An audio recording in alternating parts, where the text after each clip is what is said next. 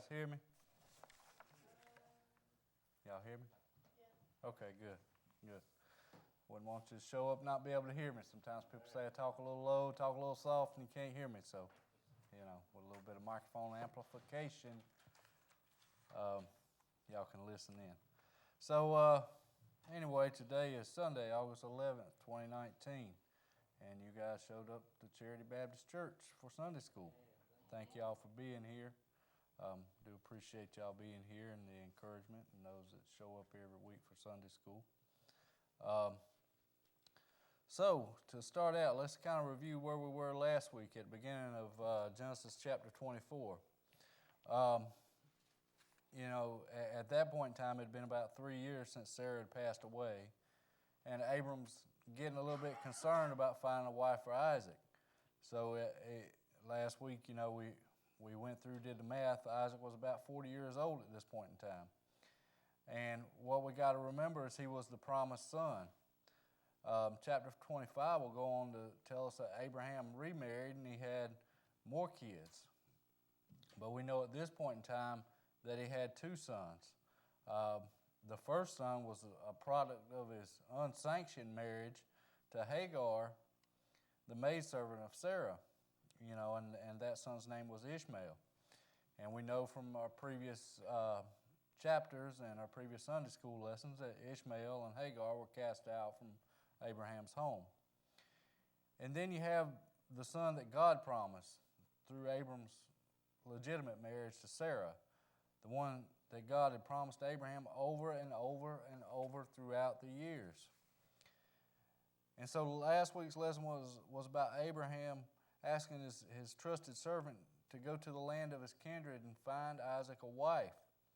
And he tells them, hey, if you find her and she's not willing to come back, if she's not a willing vessel to do what the Lord had for her to do, then you're free of this oath.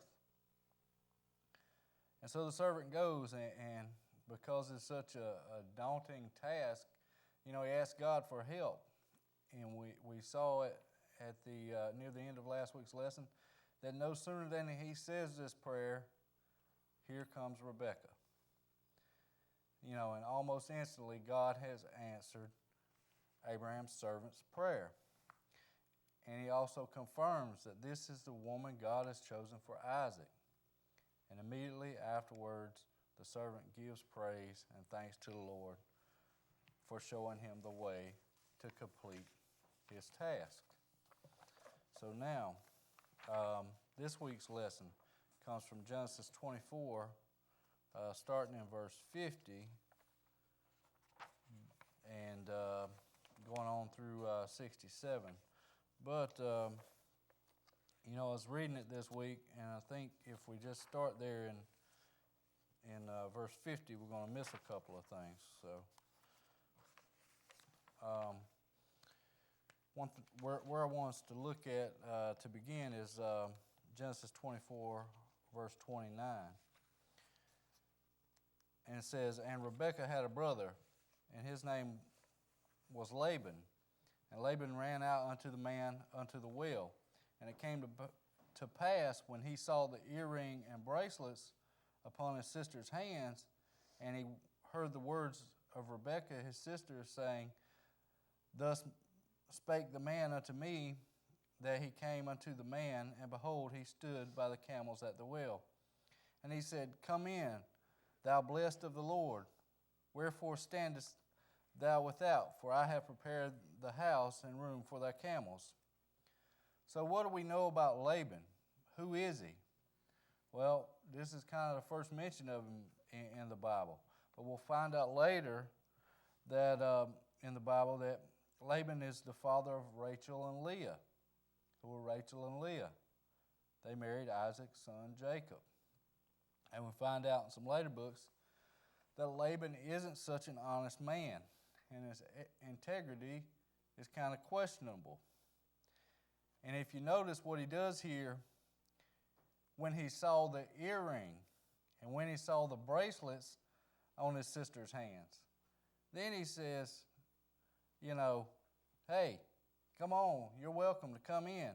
When he saw the money, when he saw the dollar signs, then he's ready to welcome Abraham's servant in.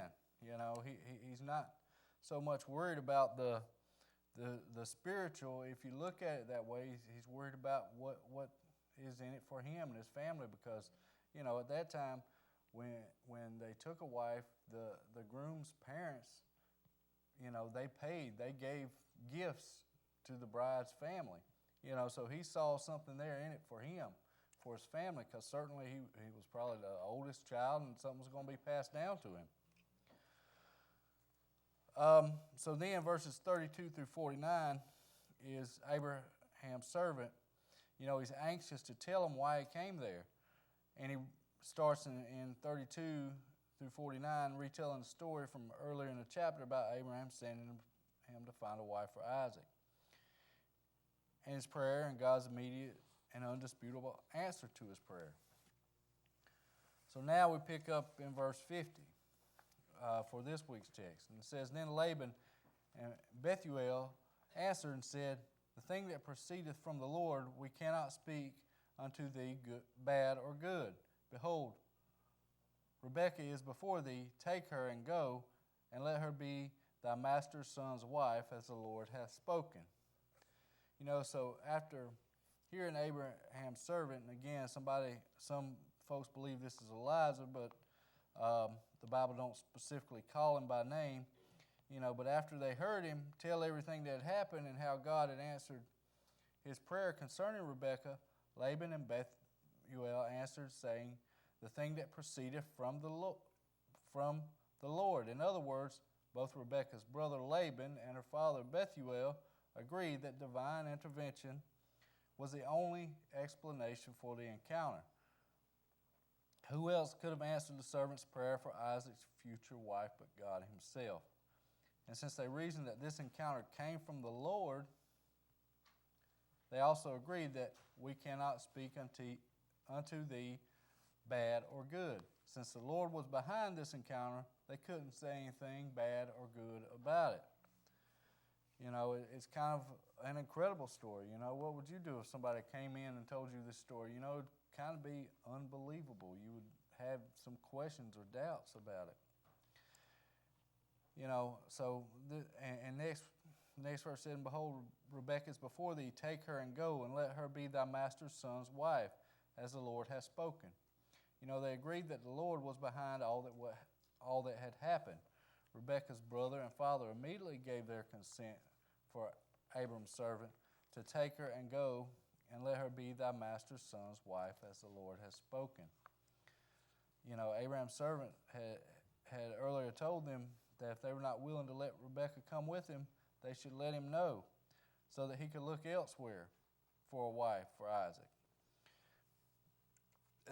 But they were all convinced at this point that Rebekah should become Abram's son Isaac's wife, because the Lord has spoken. The Lord had decreed it. It's true that marriage is likely to be more comfortable and successful when it proceeds from the Lord. Abram's servant shows appreciation toward Rebekah's family in the next couple of verses. Verse 52, And it came to pass that when Abram's servant had heard their words, he worshipped the Lord, bowing himself unto the earth. At this point, Abram's servant makes a thankful acknowledgement of the good success that has come his way. His mission, his task is being fulfilled. And as soon as he heard Bethuel and Laban agree that Rebekah should become Isaac's wife, he started worshiping the Lord. Already on his journey, he had worshiped the Lord when God had answered his prayer. And now that he knows that Rebekah's family agreed to this, he worshiped the Lord again. But this time he did so by bowing himself to the earth. In previous act of worship, he bowed his head. However, this time he laid on the ground to show his heartfelt gratitude for what the Lord was doing. Verse 53 says, And the servant brought forth jewels of silver and gold and raiment, and gave them to Rebekah. And he also gave her brother and to her mother precious things. The servant had previously told the family that Abraham had been greatly blessed by God, and that he had given all of his wealth to his son Isaac. So in order to show his master Abraham's appreciation, the servant brought forth jewels of silver, jewels of gold, and raiment, and gave them to Rebekah. He gave also to her brother and to her mother precious things. So he presented Rebekah and her mother and her brother with precious things as proof of his master's riches and generosity, and in gratitude for how well they had treated him. In this culture, it was customary for the groom to give gifts to the bride-to-be as an example that the groom could care for and provide for her. So now Abraham's servant, he's planning to return to his master and return to Isaac. Genesis 24, verse 54 says, "And they did eat and drink, and the men that were with him, and tarried all night. And they rose up in the morning, and he said, Send me away unto my master." For the first time, here we're told that there were other servants there with him. This is indicated by the words that, "And they did eat and drink, and the men that were with him." Rebekah's family continued to show hospitality to Abraham's servant and his entourage of people by providing a meal, after which they tarried all night, meaning they spent the night with Rebekah's family in preparation for the departure the next day. When they rose up in the morning, the servant most likely spoke to Laban, Rebekah's brother, saying, "Send me away unto my master." The servant asked to leave with Rebekah right away. He didn't want to waste any time returning to Isaac. His mission had been accomplished. He was ready to be done with this. And he was probably excited. And the Lord had directed, this servant's mission to completion, and now it was time for him to return. But notice that he was quite respectful when asking for their permission to allow him to return home. Now, verses 55 through 58 are not a part of our text that was included this week, but those are still important because we learn that Rebekah's family were reluctant to allow her to leave so soon. So Laban, Rebekah's brother, asked Abram's servant to let Rebekah stay a while longer, at least for another 10 days. And they realized that Rebekah would be going to a distant land and that they might never see her again, that once she become Isaac's wife. But the servant didn't want to be delayed, and once again he asked to leave right away with Rebekah. And the family asked Rebekah what she wanted to do: leave with Abraham's servant right away or stay for a while longer. And she agreed to leave with the servant immediately. And even in the midst of an important decision, we see that Rebekah was willing and eager to do God's will. This is important because sometimes when we know something's from God, we want to delay it and we want to put it off.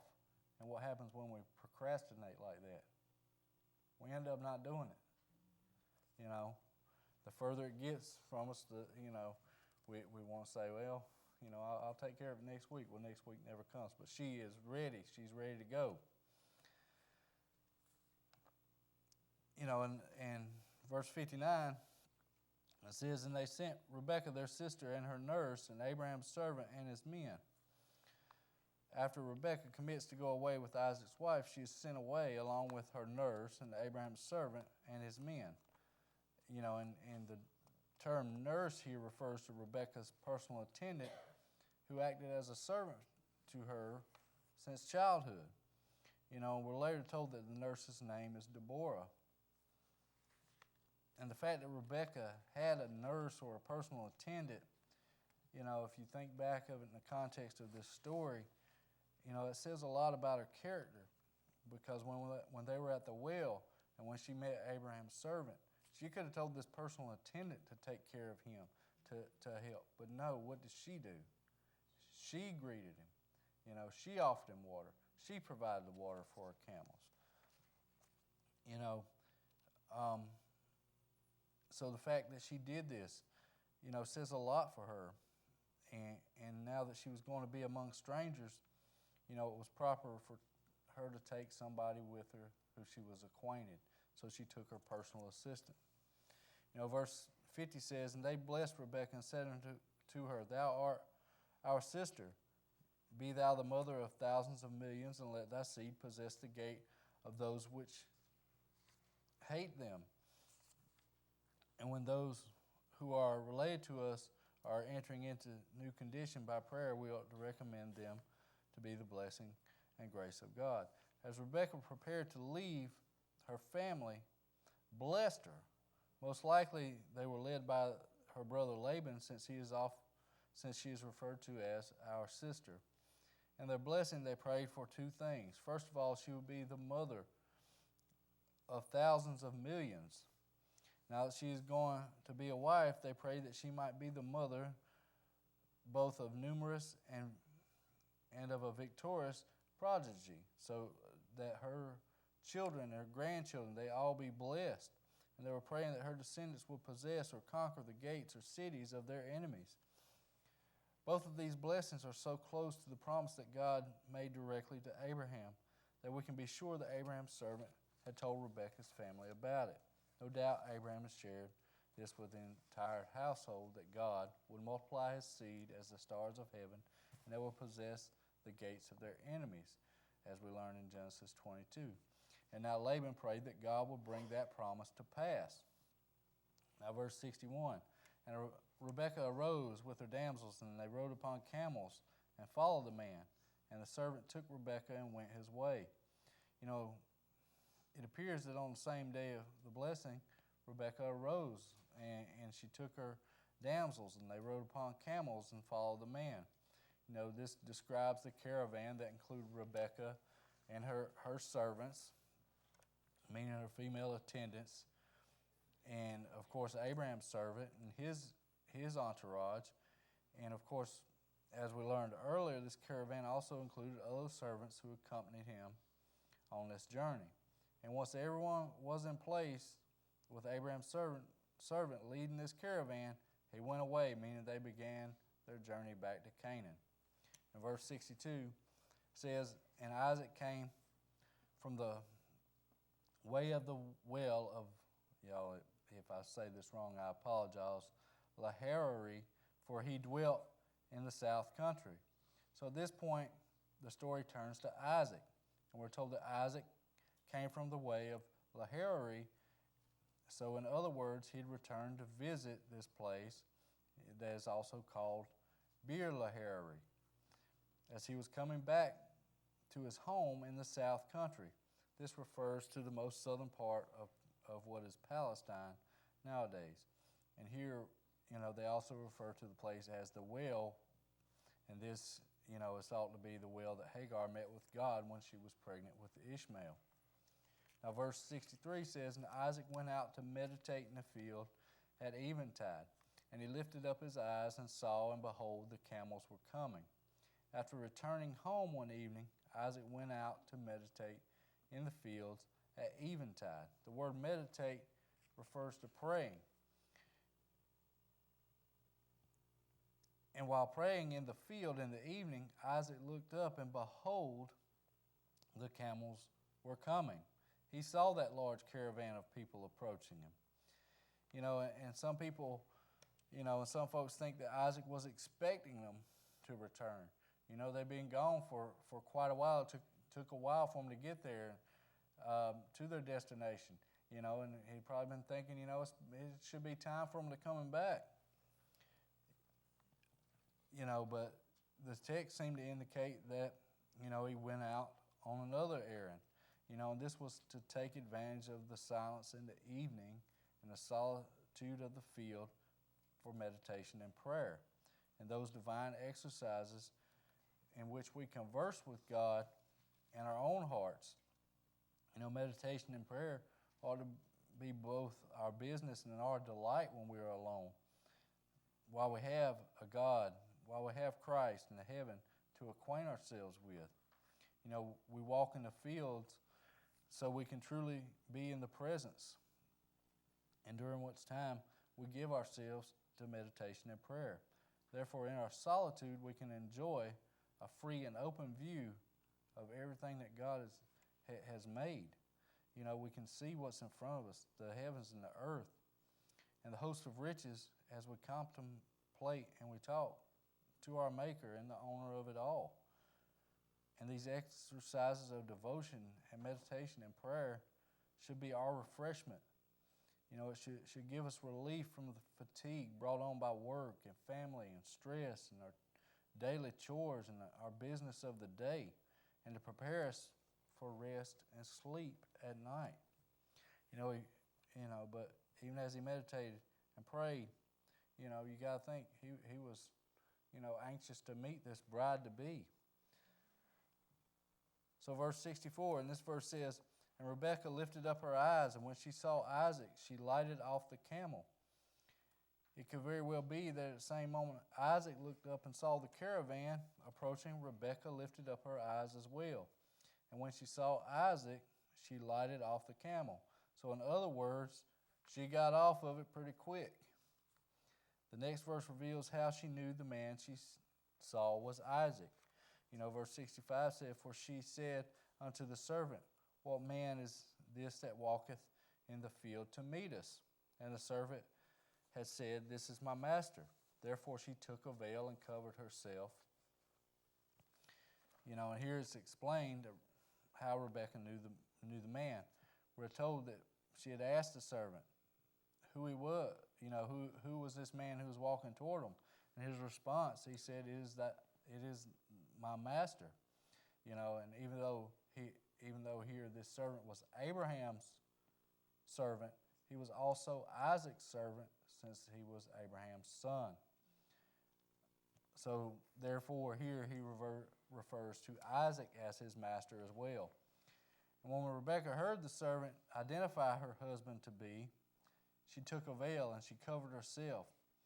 This was a customary practice for a woman in those days and times to wear a veil over her face, during the period of betrothal or engagement, in expectation of the actual marriage. It was a display of modesty. And by doing this, Rebekah was showing that she was to be Isaac's wife. We see from Rebekah that she behaved herself in a very warm and becoming manner. And when she met Isaac, and understanding who she was, she got off her camel, she covered herself, as a sign of humility, of modesty, and of, just being submissive to what she was supposed to do as a wife. She didn't chastise Isaac for not coming himself to fetch her, or at least to meet her, earlier on in the journey. She didn't complain about it being a tedious journey or how difficult it was to leave her family and come to a strange place. She had seen what God had planned for her, and she brings cheerfulness and delight with her. And likewise, those who by faith, choose Jesus, we're presented to Him, and we must conform to His example and humble ourselves to the Lord as Rebekah did. Why? Because we are the church. The church is the bride. He put her in subjection to herself that He will become the head of the home. So verse 66 says, "And the servant told Isaac all things he had done." So once Isaac came near to the caravan and saw his bride-to-be, the servant told him about all that had happened. The fact that Isaac was told all things that he had done means that the servant had gave him a detailed account of his journey. And no doubt Isaac's servant was sure to include how perfectly God had answered his prayer, and when he arrived at the well outside the city of Nahor that we learned about last week. So now our final verse this week says, "And Isaac brought her into his mother Sarah's tent and took Rebekah, and she became his wife. And he loved her, and Isaac was comforted after his mother's death." So right here we know that, we know from previous lessons that it had been about 3 years since his mother had passed away. And I don't know if any of y'all have lost a mother, but I'm telling you, it's tough. It's been, going on 1.5 years since I lost my mom, and it's hard to feel that void in your heart. that's left because, you know, mom's the first person to love you. You know, she's one of the few people that's going to love you unconditionally, you know, and relate that love to you as God loves you. Because, you know, don't nobody love you like mama loves you. But we find here, you know, in our final verse, that Isaac found comfort. You know, finally, after 3 years, you know, he's married and he has new direction in his life and he has a new wife and he found some comfort. But we see he done some things here. You know, first he brought her into his mother Sarah's tent. So by this time, Isaac's mother Sarah had died, as we learned earlier. So her tent had become Isaac's. Secondly, he took Rebekah and she became his wife, which means they were married. You know, and third, and probably the most important thing here was he loved her. It don't say he fell in love with her, you know, but it says he loved her. And we know there's a difference here. You know, just as a person can fall in love, they can fall out of love. And we know this from the high divorce rate. You know, we know this personally. We know this ourselves. You know, and that when a person loves someone, you know, he or she treats the one they loved like Jesus treats the church. You know, that means that true love is a spiritual love, not just a physical love, but it's a spiritual love. And when the duty of love is fulfilled in marriage, the comfort of the relationship is enjoyed. And when we love someone like Jesus loves the church, or here as it parallels the story of Jesus and the church, as Isaac loved Rebekah, our love will reflect the words of 1 Corinthians chapter 13. And let me share that with you, starting in verse 4, and we've heard this before. Charity, meaning love, suffereth long and is kind. Charity envieth not. Charity vaunteth not itself, is not puffed up, doth not behave itself unseemingly, seeketh not her own, is not easily provoked, thinketh no evil, rejoiceth not in iniquity, rejoiceth in the truth, beareth all things, believeth all things, hopeth all things, endureth all things. Charity or love never faileth, but wherever there be prophecies, they shall fail. Whether there be tongues, they shall cease. Whether there be knowledge, it shall vanish away. For we know in part, we know in prophecy in part. But we know that which is perfected to come, that which is in part, shall be done away. When I was a child, I spake as a child. I understood as a child. I thought as a child. But when I became a man, I put away childish things. For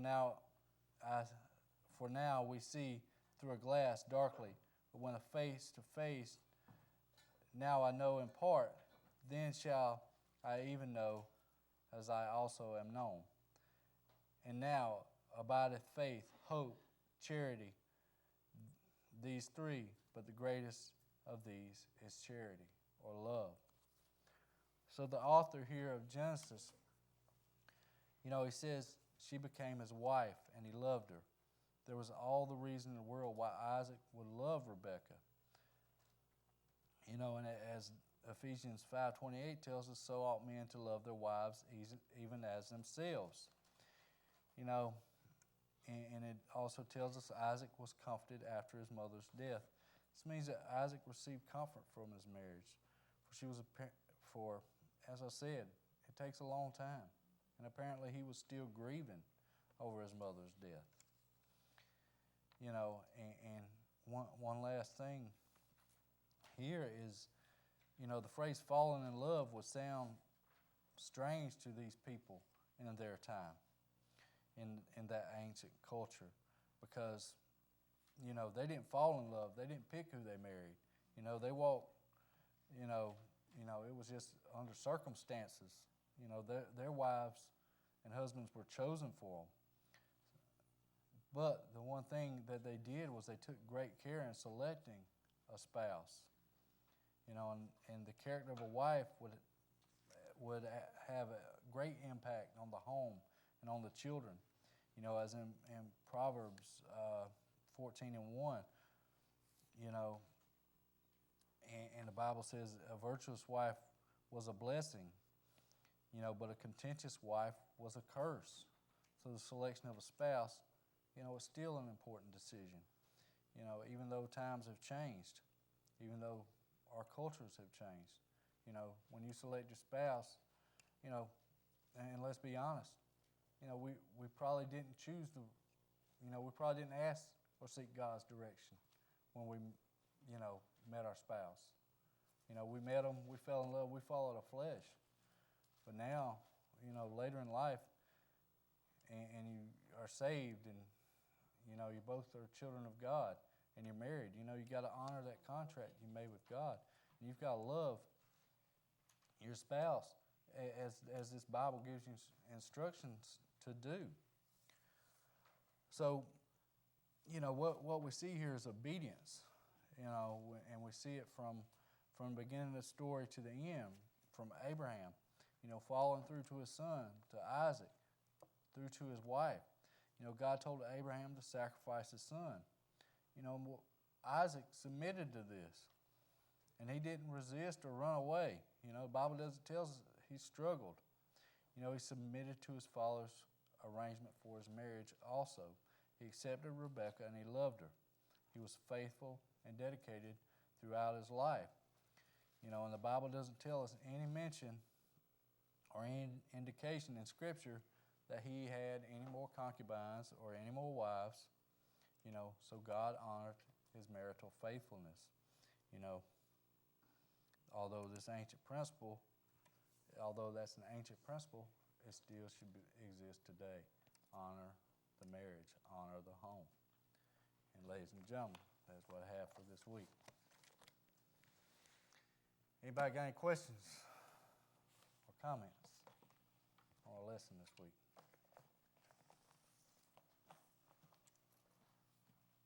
All right. Well, we finished up a little early.